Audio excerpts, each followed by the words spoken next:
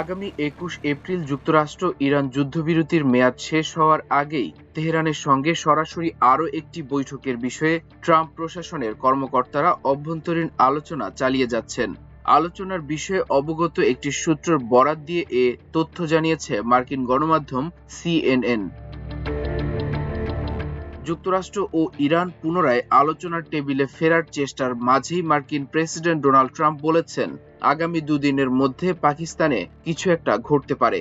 গত সপ্তাহে ইসলামাবাদে দুদেশের কর্মকর্তারা বৈঠকে বসেছিলেন, তবে ২১ ঘন্টার ম্যারাথন আলোচনার পরও যুদ্ধ বন্ধে কোনো চুক্তিতে পৌঁছাতে পারেনি দুদেশের প্রতিনিধি দল।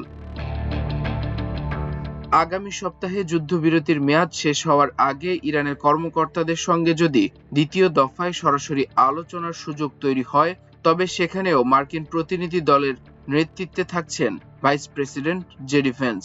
আলোচনার বিষয়ে অবগত একাধিক সূত্র সিএনএনকে এ তথ্য জানিয়েছে। সূত্রগুলো আরও জানায়, প্রেসিডেন্ট ডোনাল্ড ট্রাম্পের বিশেষ দূত স্টিভ উইটকফ এবং তার জামাতা জ্যারেড কুশনারও এই সম্ভাব্য বৈঠকে উপস্থিত থাকতে পারেন। যুদ্ধ শুরুর আগে থেকেই কুশনার কূটনৈতিক আলোচনার নেতৃত্ব দিয়ে আসছিলেন। সংশ্লিষ্ট সূত্র মতে, ইরান যুদ্ধ থেকে উত্তরণে একটি কূটনৈতিক পথ খুঁজে বের করার দায়িত্ব নিজের শীর্ষ এই ৩ উপদেষ্টাকে দিয়েছেন ট্রাম্প এবং তাদের উপর তার পূর্ণ আস্থা রয়েছে। গত শনিবারের সেই ২১ ঘন্টার ম্যারাথন বৈঠকের পর থেকেই একটি চুক্তিতে পৌঁছানোর লক্ষ্যে জেডি ভ্যান্স, স্টিভ উইটকফ ও জ্যারেড কুশনার ইরানি পক্ষ এবং মধ্যস্থতাকারীদের সঙ্গে নিবিড় যোগাযোগ বজায় রেখেছে।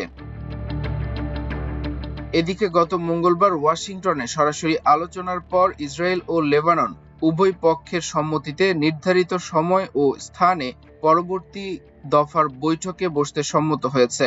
মার্কিন পররাষ্ট্র দপ্তরের উপমুখপাত্র এক বিবৃতিতে এ তথ্য জানানো হয়েছে। বিবৃতিতে বলা হয়েছে, কয়েক দশকের মধ্যে দুই দেশের মধ্যকার প্রথম এই সরাসরি আলোচনায় যুক্তরাষ্ট্র আশা প্রকাশ করেছে যে এই সংলাপ ২০২৪ সালের চুক্তির পরিধি ছাড়িয়ে একটি পূর্ণাঙ্গ শান্তি চুক্তিতে রূপ নেবে।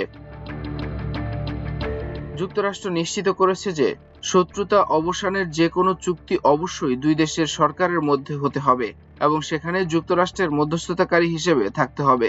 অন্য কোনো পথে পৃথকভাবে আলোচনা করা যাবে না। বিবৃতিতে আরও বলা হয়েছে, যুক্তরাষ্ট্র জোর দিয়ে বলেছে যে এই আলোচনার মাধ্যমে লেবাননের জন্য বড় ধরনের পুনর্গঠন সহায়তা ও অর্থনৈতিক পুনরুদ্ধারের পথ খুলে যেতে পারে এবং উভয় দেশের জন্য বিনিয়োগের সুযোগ সম্প্রসারিত হতে পারে।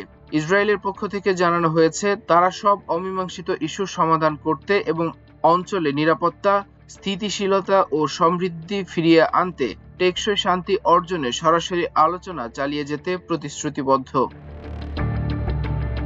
এদিকে হরমুজ প্রণালীতে নৌযান চলাচল স্বাভাবিক করতে যুক্তরাষ্ট্রকে ছাড়াই ইউরোপের দেশগুলো একটি বড় জোট গঠনের পরিকল্পনা করছে। যুদ্ধ পরবর্তী সময়ে এ পরিকল্পনা কার্যকর করবে ইউরোপের দেশগুলো।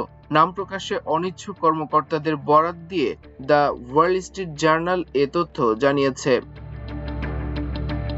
মাল্টিমিডিয়া ডেস্ক, আমার দেশ।